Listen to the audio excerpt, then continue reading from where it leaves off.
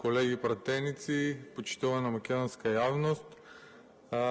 Од старт да расчистиме оти овие измени на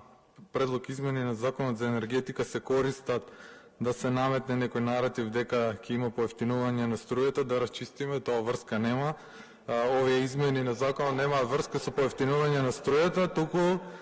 станува збор за спречување на покачување на струјата. Всушност тоа дека ќе има намалување на цената на струјата со овие измени не го пишува ниту во воведот и во образложението на законот, таму нешто сосем друго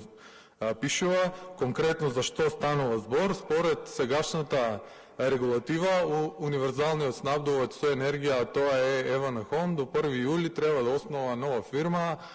ново друштво, да извади нова лиценција, и ако не го направи тоа, домакинствата ќе се префрлат од регулиран пазар, каде што цената на струја е 60 евра по мегават, на слободен пазар, каде што цената е повисока, тоа е 95 евра по мегават, значи ќе има повисока цена и за да не се случи тоа, сега ги правиме овие интервенции во законот. Друго прашање е зошто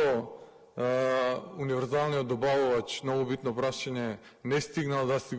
ги исполни законските обврски согласно законските рокови и одлуки,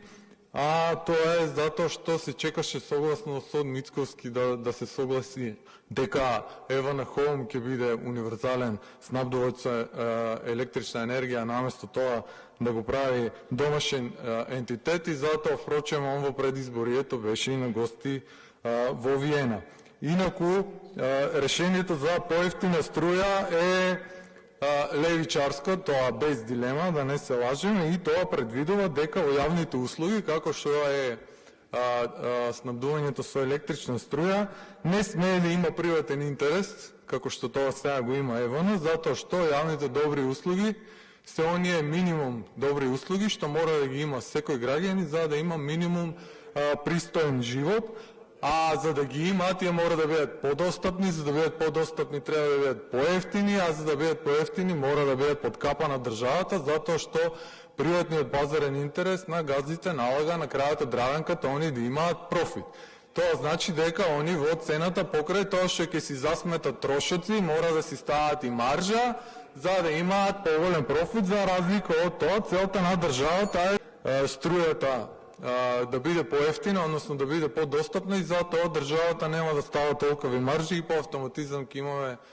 по-ниски цени на струја и подостапна јавна услуга, но со оглед на тоа дека ово собрание избра десничарска влада, јас во догледно време такво решение не очекувам да има.